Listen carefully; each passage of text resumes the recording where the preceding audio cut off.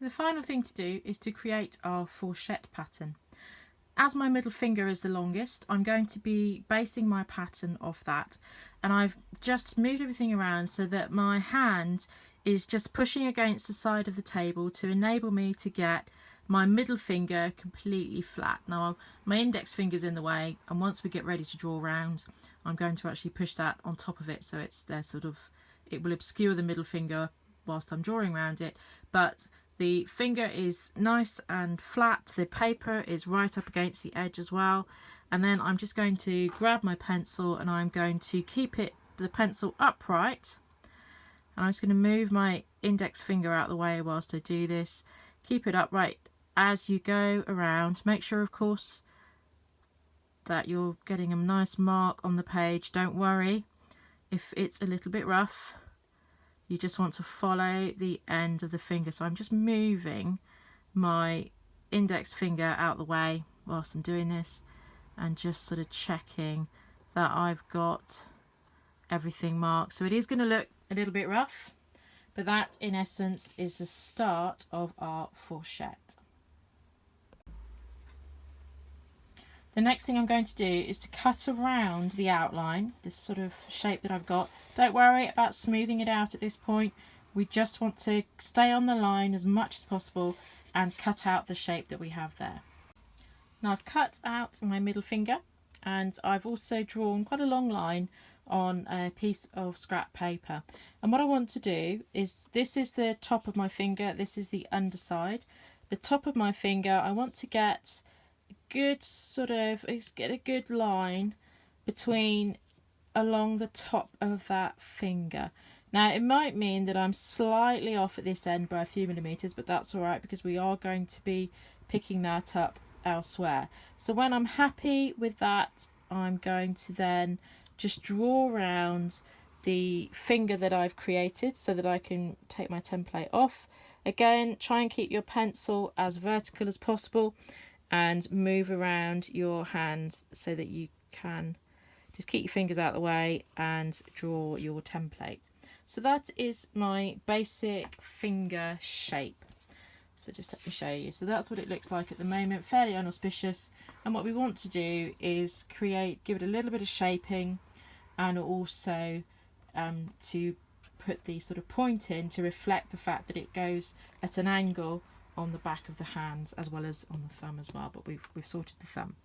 So on my template, I'm going to measure 1 centimetre away from the end of my finger, which was here, and I'm going to join that up to the end of the template on the underside of the hand. So it's just going to be a diagonal line that goes across and looks a little bit like that. Now what I want to do is to give the finger a little bit more shaping, because it just looks a little big and solid at the moment, but I'm going to sort of be guided by some of the shapes that I've got here. As I look at it and the measurement that we've got at the moment, roughly where that first joint is, I can see that it's 2.4 centimetres across. So this might be quite a good time. Just have a look at your paper pattern and we can sort of have a look at some of the maths around this. So having double checked the maths for the middle finger, I've already widened it to 2.8, so the 2.8 plus 2.8 gives me 5.6. I know that I have to have at least 7 centimetres to go round my finger, so if I take 5.6 from 7, that gives me 1.4. Now I know if I split that, that doesn't give me very wide fourchettes, but we've also got to factor in that I'm going to be hand stitching it, and we don't really include a seam allowance in gloving, and also that I need to get it on and off. And I know from other patterns I've made that my fourchettes have been somewhere in the region of about 1.9 centimetres, around there. So I know that when I start to shape this and shape the template that I'm creating, I can take a little bit off and make it a little bit narrower, so I know that I've got plenty then to go round my finger. So I've now got a fourchette template shape that I am happy with.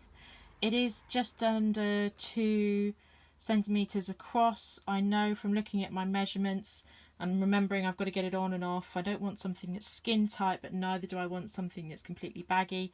That where I'm going to make a mock-up, I will then sort of test this and see if that works. Now, you can repeat this technique and you can then do a fourchette for every finger and every side of every finger. Or what sometimes happens when you make gloves is that you would take perhaps your longest and widest finger and then use that as your template, like I've done here.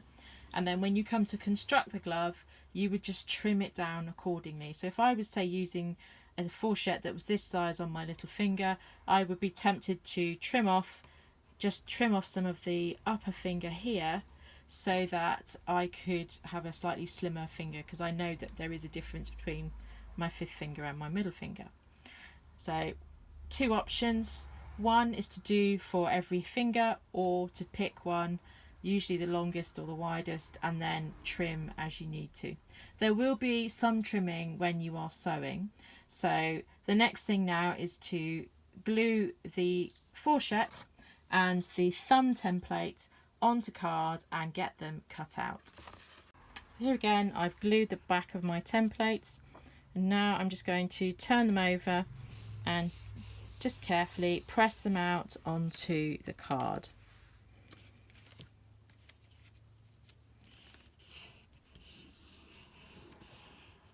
Like so. And then we are going to cut them out. So we've now created our patterns, we've glued them onto card, and we've cut out and cut round them. One of the last things we need to do is to pierce some holes. Now, in the pattern piece that we've just created for the thumb, the point C and the point where the lines meet at point B and D are where we are going to pierce the paper in the card. So I've gone through using an awl onto my cork block. I'm going to do the other one, and then I'm just going to turn them over just to make the holes nice and round and come back through them the other way. So those are the 2 holes that we will make there. And I'm also going to pierce the very base of the fingers on all of my hands, so I can, if in doubt, always refer back to your template. I know that I've already moved these points down on my pattern, so again, trying to keep my awl nice and vertical, I'm going to pierce the base on the line where the line finishes, and I'm going to do the left hand, and then we're going to, or the palm view, beg your pardon, and then we're going to flip it over and we're going to come at them from the other way. So I'm just keeping a close eye on the tip of my awl, making sure that I am going through on the base nice and vertically, and then we're going to come through and just go back through the holes just to make sure that they're nice and round and nice and clear. Now, we mentioned about putting points A, B, C and D on earlier as well, and let's just have a look at that. So on the right hand view, and we don't necessarily need our fourchette for this, but we're looking at the right hand thumb, and we've got points A, B, C and D. On the right hand, we've got A, B, C and D, and we've also drawn in direction of the stretch. Now, when you're making a pair of gloves, you don't want to have the stretch going down the fingers, otherwise you're going to end up with very, very long fingers. The glove needs to stretch as you pull it around your hand, so that's where we want the stretch to go. So I've drawn that on, and I've also put it on the fourchette as well, so that we're not stretching along the fourchette, the stretch actually goes across the fourchette, which is very important.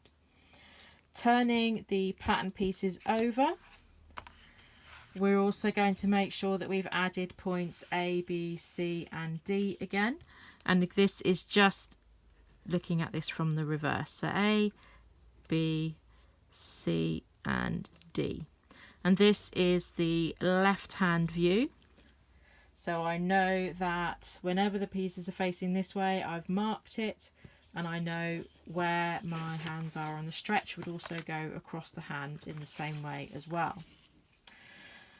When you come to cut things out, it's important to remember that you are going to need a thumb for your right hand and a thumb for your left hand. You're going to need a trank for your right hand, turn it over, and one for the left hand. With the fourchettes, you're going to need 2 per sort of gap, so that's going to give you 2, 4, 6, 8, 10, 12 fourchettes, 6 of which will be cut this way, and you will reverse it for the other 6 so that they are cut the other way around. Now, I am doing a tutorial on how to sew your glove, and that'll include how to cut your glove out as well. I hope that you have found this tutorial useful. It's very tricky to be able to say, oh, this is the exact formula that you will need to create a pair of gloves. And indeed, it's not an exact science, and it will need a little bit of experimentation. I always make a mock-up so that I can see the glove on the hand, and then I can start to tweak and create any sort of changes that I need to make. So you're not going to get this right first time, so don't use your nice leather. You know, buy some slightly cheaper leather. These are lamb nappa, which I love for glove making because it's so soft, and it also has a really obvious stretch as well. So experiment and just enjoy playing about with it, creating a pattern, and who knows where it can take you. So thank you very much for watching.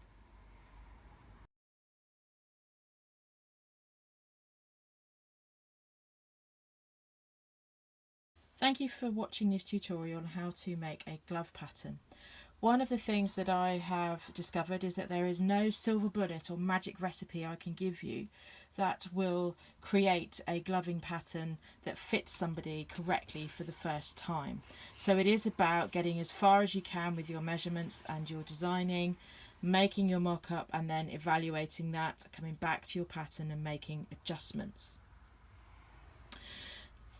One of the things that I would always advise in my sort of final tips on this particular piece is to always do the measurements yourself. If you are making gloves for somebody else, make sure that you measure them. Don't rely on them measuring their hands as you would want for the glove making pattern. One final sort of measurement that I would look at is the measurement around the actual fist itself. Now, this is one of those sort of things where I've found that it's quite useful just to sort of be aware of this, and usually in relation to somebody who has larger hands. So as I've sort of got the tape round again, I'm resting it, I'm not sort of pulling it completely tight. I've tried to go around the widest part, and I can see that I am 26.5 centimeters. So I've just sort of jotted that down on my sheet, and as I am looking at it, so I've just jotted it down here at the base, 26.5. And one of the things that I've found, particularly if people have larger hands, is that they need a little bit more space at the opening to be able to get their hand in. That measurement is particularly relevant if you have a style of glove a little bit like this one. Obviously, if you've got a glove that's more of a driving style where there might be a sort of cutaway section, then that's going to enable someone to get the hand in more easily. For this kind of style, I can see that my fist measurement is 26.5 centimeters, and having measured the base of my glove and doubled it, I know that that's going to give me 26 centimeters. So at this particular point, I would say, okay, I'm going to go ahead and make my mock-up, and then see if I need to make any adjustments based on that sort of extra half a centimeter that isn't quite accounted for. So again, not an exact science, but you have to be able to give yourself a start point from which to work.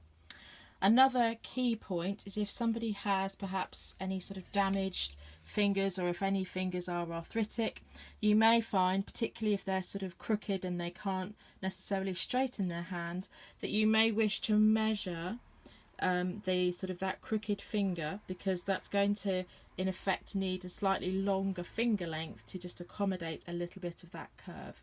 So that might be something else to factor into your pattern making. the sort of final point that I want to make, and this is my final point, I am certainly still learning loads about this. Every time I make gloves for somebody, there's always something that I am sort of discovering or finding out, and one of those things that I'm learning about is the stretch and working with the stretch of the leather. I wanted to be able to make gloves because I knew that I wouldn't be able to get to grips with the stretch of the pattern straight away, and hopefully as I get more understanding and gain more knowledge about how stretch works in gloves and how that sort of leather can be sort of used to create a much finer fit, then I will sort of be able to factor that into my pattern making. But as it is, I wanted to be able to use lovely pieces of lamb nappa to make gloves that fit. And then obviously as I learn more, I can start to share that as well. So thank you very much for watching, and our next sort of tutorial on glove making is going to be how to lay out your pattern pieces and cut them out ready for sewing.